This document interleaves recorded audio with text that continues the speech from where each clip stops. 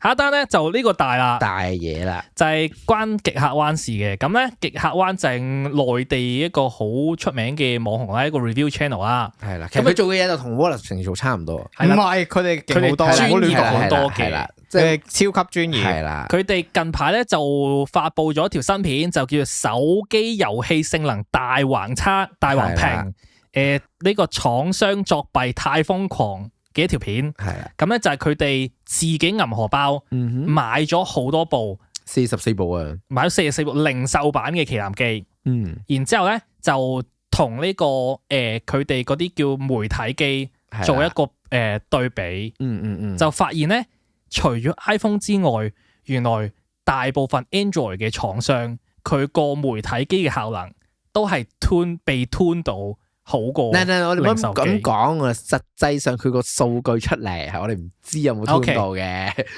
我再講一次，個效能表現方面咧，媒體機係好過零售機。係啦，再就令到極客灣咧有個結論，就係覺得啲媒體機即係啲廠商作弊，去特登揀一啲好啲嘅 chip，揀一個高登 sample 出嚟，或者特登俾一個tuning 嘅 profile 去呢個呢個媒體機嗰度。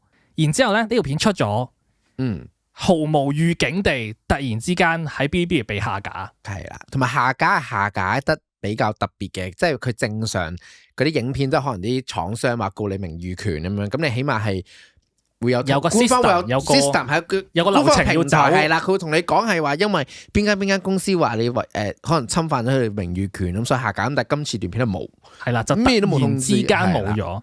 咁冇咗之後咧，極客灣就嬲住啦，然之後咧就開 post 就話突然之間冇咗條片，咁就做咗一樣嘢，就係佢 upload 咗條片嘅 MP4 檔同埋個縮圖，叫大家落地開花。係啦，叫大家喺 Bilibili 自己 upload，我授權俾你哋 upload 翻上去。咁咧呢個 post 出咗之後咧，都應該隔一段時間都係冇咗嘅。都係被冇咗，有個 post 都唔見咗，被 delete 咗個 post，然之後所有啲網民上 upload 嘅片都係冇咗。係啦，到而家咧，你喺個網站度 search 呢個極客灣下架咧係 ban 嘅禁語嚟嘅，呢個變咗。咁就仲有佢本身 YouTube 條片咧係上架幾日嘅，係啦，都 hold 住咗幾日，係 hold 住咗幾日嘅。跟住之後佢哋就話因為不可抗力咧，就條片要下架啦。疑似啫，佢哋冇講過嘅，咩都冇講過。YouTube 應該就疑似因為不可抗力咯，係啦。咁就我唔知由邊度開始講起，點睇？實在首先我哋逐個嚟先，我哋先講橫評。即係我先講嗰條片嘅內容，係啦，就即係個 tuning 嗰個問題，即係講媒體機同埋零售機唔同，大家點睇先？我覺得係唔應該㗎，係一定唔應該㗎。我覺得正常咯，即係正常發揮咯，即係啲係唔應該，不過正常發揮啲人會咁做。係啊，所以因為你尤其是對住極客灣嗰啲，佢真係攞嚟測嘅話，你條數唔靚就唔靚㗎啦嘛。咁你其實佢特登揀個好啲嘅 chip。或者學個做工個 finish 好啲嘅機俾佢哋，係啊，所以我覺得點解要即係呢啲就係其實係合理嘅。你媒體機你諗，如果你廠商你都會俾部靚啲嘅機俾佢，靚啲咯，即係你話外觀上靚啲 cool 係啦，即係唔係咁你講靚梗唔係單止外觀啦，咁你梗係所有嘢 OK 嘅機啦。我覺得 characterize as 作弊㗎呢個，咁都係嘅。咁不過我覺得正常發揮咯，都係。我覺得算啦，點解唔算先？點解你覺得唔算先？咁佢嗱咁講嗱，我俾少 context 大家先。係條片嗰啲所謂嘅分別咧，有啲係好明顯嘅，係即係有啲係個功耗直頭出街零售機係大鑊數啲嘅。即係你要大鍋數啲先 hit 到嗰個frame rate 咁樣，係啦，耗電啲啊，係啦，咁呢個好明顯係 tune 過嚟啦。有啲咧就純粹爭即係同一個鍋數爭幾個 frame， 我覺得呢啲有可能margin of error。係啦，咁但係我都覺得你若果係，我都成日講啲廠商不如用自己產品説話啦。咪睇下點做啫？如果你話特登個系統，即係個 coding 喺個系統 coding 嗰度係放多啲水俾佢嘅，咁我覺得唔啱啦。咁但係如果你純粹揀一部做工，無論你係個晶片做工冚砌嗰啲，你講咩？係啦，嗰個我覺得係冇問題嘅。即係你即係好簡單，你衰啲講句，你咪之前餐廳你送菜出去，你明知道嗰個係著名嘅人嚟，你都擺盤都擺靚啲啦。嗱係啦，如果因為而家講特挑定係特調啊嘛，係啦，特挑就我 cherry pick 一個 golden sample， 係啦。咁你特挑咧，我覺得都有啲問題㗎啦。我覺得 OK 嘅，特挑係 reasonable 可接受，冇咁咩啫，即係冇咁道德啫。但係特調咧就我覺得 outright 作弊㗎。但係特調佢冇講到明明係特調啊。咁同埋啲人係估嘅啫嘛，即係唔係啊，佢又有講特調啊，即係喺條片入邊係有講係特調噶。唔係咁啦，佢 proof 唔 proof，即係佢除咗個數據之外 proof 到咯，就係個數據 proof 到，但係佢系統 proof 唔到嘛。係咯，即係簡單嚟講，即係簡單嚟講係咯，即係衰啲咁講句啫。係啦，佢都仲係疑似，佢係證實唔到呢件事係真噶嘛。但係當你數據出嚟嘅時候，有啲咩解釋啊？如果唔係特調嘅話。個爭成窩喎，有啲佢可以照樣同你講係你大家都知道手機 chip 係行緊5窩噶咋，咁你多成窩，咁係好 obvious 咁，但係係 obvious，但係咁你攞唔可以落佢 sample， 你冇得咁講咩咯？你冇得人贓並獲佢咯，係啊，但係呢啲冇得人贓並獲噶，即係你話喂，即係你要證明一個人殺咗人。你只可以用證據證明佢，你冇得話我見唔到你殺人嗰下就冇罪啊嘛？你記唔記得我講咩？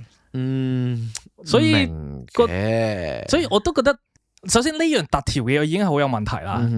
咁跟住我覺得真係唔應該嘅，咁我覺得。跟住之後被下架咧，而家都係唔知因為咩原因下架啦，係因為有廠商投訴啊，定係點？啲人最初係話有廠商投訴，佢自己都話係廠商投訴嘅。係啊，就有啊。本身一開頭嘅時候，唔係佢話唔知邊間係啦，咁我覺得有人試過將條片斬開每個 brand， 跟住咧出睇下邊個俾人 delete 先，跟住首先俾人 delete 咧係 vivo iQOO 15 Ultra 好似係，但係跟住其實全部片跟住都落晒噶啦，但係我覺得即係都唔係單一有啲證啦，所以我覺得個點應該唔係有廠商投訴，而佢種種跡象都唔係有廠商投訴。我上網見到有人有啲好危險嘅。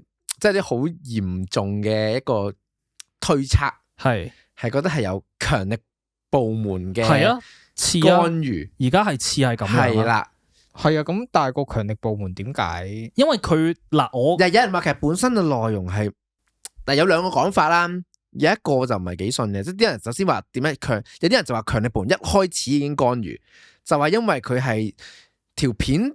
嘅結果係令到國產手機形象唔好，咁所以就下架。呢個我抱有質疑，我唔係幾信，都質質地嘅。係啦，因為係啦。另外一個咧就係話其實本身條片係冇問題，可能因為其他因素下架。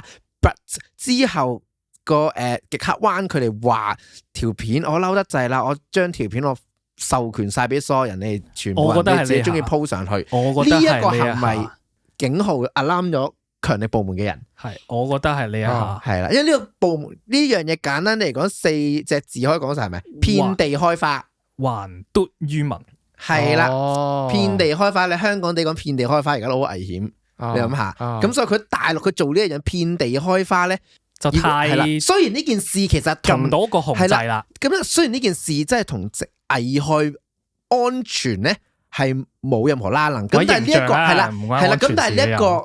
國家安全咧係冇任何影響，咁但係呢件事即係群眾做得到呢件事呢個行為咧，係啦，係有啲恐怖嘅。今次呢單嘢群眾竟然可以做到呢個地步，我唔阻止嘅話，下次你唔知彈邊間嘢出嚟，啲群眾照板煮碗。我會覺得係呢一個理論，係啦，亦都似係呢一個理論多啲。好乜？有條片會俾人河蟹埋㗎呢段片。所以我哋講嘢好小心咯。你見唔到我哋講嘢好小心嘅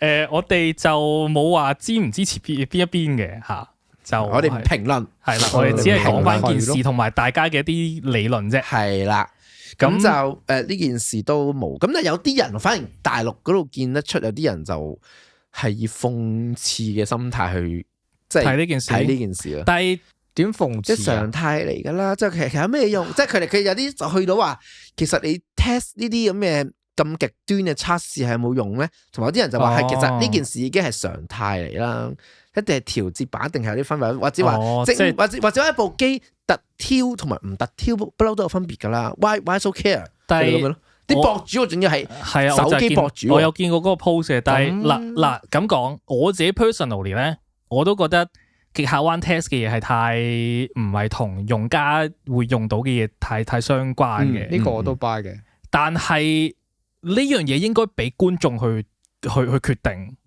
好簡單，係睇極客灣啲片嗰啲人都唔係一般大眾嘅消費者啦。咁你咁樣係基本上。即係我覺得呢樣嘢應該俾觀眾決定，而唔係滅咗佢聲。而家後續咧，極客灣都講到幾灰灰地嘅，佢唔俾出相關嘅。我覺得係咯，可能有人約談咗佢哋咧。即係佢都話我之後會唔會可能淨做唔翻評測咁樣？咁樣我覺得係即係如果係咁樣嘅，我覺得係可惜嘅。係啊，係可惜嘅。其實佢哋本身極客灣。我覺得佢哋係有啲危險，即係好似啲人話咧，佢哋係從來冇試過去強勁，即係深入咁樣去拆解華為嘅手機，特別華為嘅旗艦手機嘅，即係性能方面係冇一個好完整嘅一個好透徹同拍嘅影片分享到出嚟。佢哋都話驚，即係人都話佢驚，即係有人就話可能會呢個手機有啲特別嘅人去提醒咗佢哋啊，小心啲，可能唔可以講咁多嘢。你講錯或者講多咗嘢出嚟，就已經唔係單止對個 brand 嘅影響，係對某個國家嘅影響。所以咁講，猜測啫，所以猜測啫，係啦，我冇實證嘅，大家冇實證。我想講嘅嘢就係咧，講真話係成本好高，有成本係啦。而我諗我哋三個 channel 又好，特 Big Byte 又好，特 Big Byte 啦，我哋三個 channel 應該都幾和諧嘅。